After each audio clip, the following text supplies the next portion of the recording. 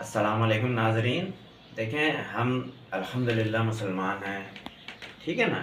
اسلام کے دیکھیں 3 حصے ہیں. ٹھیک ہے.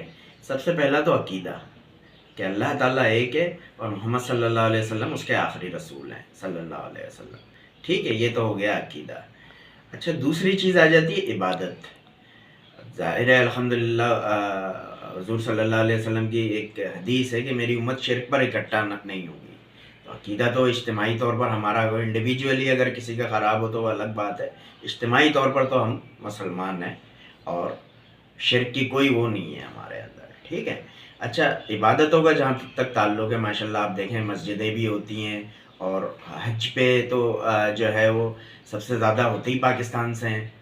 تو ماشاءاللہ عبادتوں میں بھی ہم کسی سے کم نہیں ہے. عید کی نماز میں دیکھ لیں آپ, جمعے کی نماز میں دیکھ لیں, اور دوسرے ماشاءاللہ نکاح ہم شرعی طریقے سے پڑھاتے ہیں, بچوں کے عقیقے وغیرہ ہم باقاعدگی سے کرتے ہیں. تمام معاملات تو عبادت میں بھی ہم وہ نہیں ہیں. تو اس کے باوجود دنیا میں ہماری تعداد بھی بہت ہے اور ہمارے پاس زمین بھی بہت ہے. ایسا نہیں ہے کہ انڈیا کی طرح ہندوؤں کی طرح ہماری تعداد تو بہت ہے لیکن زمین ایک ملک میں ہی ہے ہماری بس. ایسا کچھ نہیں ہے ماشاءاللہ. یعنی ایشیا سے لے کر یورپ تک جو ہے نا مسلمانوں اسلامی ممالک موجود ہیں. تو اس لحاظ سے بھی ہم ماشاءاللہ کم نہیں ہیں. تو اس کی وجہ کیا ہے کہ دنیا میں نہ ہماری کوئی سنتا ہے, دہشت گرد بھی ہم ہی ہیں, مار بھی ہم ہی کھا رہے ہیں. اس کی سب سے بڑی وجہ جو ہے نا وہ ہمارے معاملات ہیں. تیسری چیز جو دین کی آتی ہے نا, عقیدہ صحیح, عبادت صحیح, معاملات ہمارے صحیح نہیں ہیں. معاملات کیا صحیح نہیں ہے؟ جھوٹ بولنا, ٹھیک ہے, امانت میں خیانت کرنا, ٹھیک ہے, رشوت لینا, ٹھیک ہے, دوسرے کے ہاتھوں بک جانا, ٹھیک ہے, اور جو دوسری ہیں ایک دوسرے کی غیبت کرنا, ایک دوسرے کے کاموں میں بلا وجہ ہرڈلز پیدا کرنا, روڑے اٹکانا, ایک دوسرے کو روکنا, اور کچھ نہیں تو ایک دوسرے پر جادو کرا دینا. تو یہ ساری جو معاملات ہیں, یہ معاملات جو ہے نا ہم نے بہت خراب کیے ہیں. تو اپنا کام ٹھیک سے نہ کرنا, ٹھیک ہے, اور جو کام سیکھ رہے ہیں جیسے بھائی اسٹوڈنٹس ہیں, اسٹوڈنٹ لائف میں وہ کام صحیح سے نہ سیکھنا, اور جن کو کام آتا ہے ان کا کام صحیح, اپنا کام صحیح ٹھیک سے نہ کرنا. ٹھیک ہے نا. تو یہ سارے جو معاملات ہم نے خراب کیے ہیں نا اپنے جو ہے کیا نام ہے جو بھی معاملات ہیں جن کا تعلق مال سے ہے. دیکھیں حضور صلی اللہ علیہ وسلم کی ایک حدیث ہے کہ میری امت کا بچھڑا جو ہے نا وہ مال ہے. آپ کو پتہ ہے بچھڑا, اگر جس نے بھی قرآن کی جو سورت پڑھی ہے, سورہ بقرہ میں ہے وہ واقعہ کہ حضرت موسیٰ علیہ السلام جب کوہ طور پر گئے تھے توریت لینے کے لیے 40 دن کے لیے, تو اس دوران جو ہے نا بنی اسرائیل جو تھی, جو سابقہ امت مسلمہ ہے, ہم سے پہلے جو یعنی امت تھی, امت مسلمہ تھی, انہوں نے جو ہے نا وہ ایک بچھڑے کو اپنا معبود بنا لیا تھا اور اس کی عبادت شروع کر دی تھی.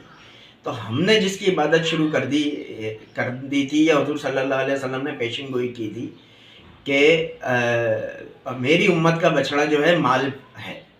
تو جتنی بھی لڑائیاں ہوئی ہیں وہ مال و دولت کے لیے, ہمارے مسلمانوں کی جو آپس میں لڑائیاں ہوئی ہیں مال و دولت یا عہدے یا تخت کے لیے ہی ہوئی ہیں.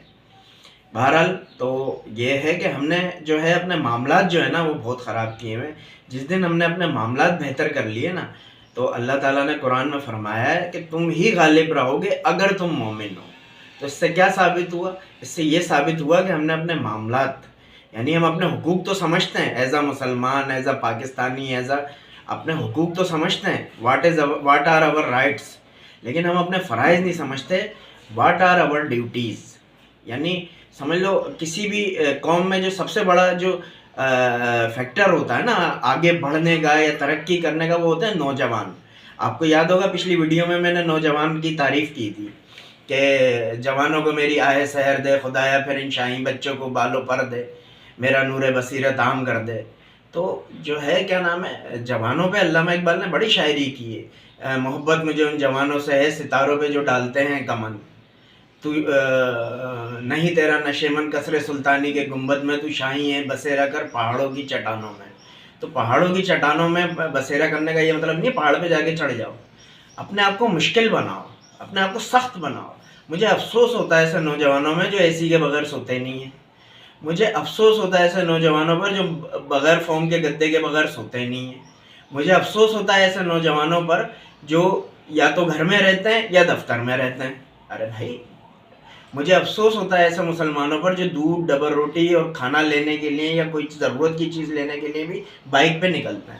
ارے بھائی ابا کا حال خراب ہو گیا پیٹرول ڈلوا کے, ملک کا حال خراب ہو گیا پیٹرول خرید کر.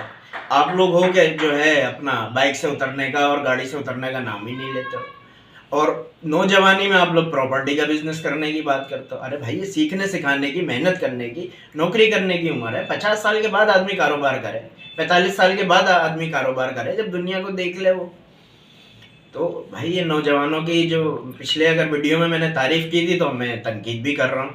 تو بھائی اپنے آپ کو سخت بناؤ, مضبوط بناؤ. جیسے وہ کہتے ہیں نا پرندوں کی دنیا کا درویش ہوں میں, کہ شاہی بناتا نہیں آشیانہ, پلٹنا جھپٹنا پلٹ کر جھپٹنا, لہو گرم رکھنے کا ہے ایک بہانہ. تو آپس میں اختلاف بھی کرو لیکن بغض نہیں رکھو آپس میں. بہرحال آج کی ویڈیو میں میرا یہی پیغام تھا. اللہ حافظ.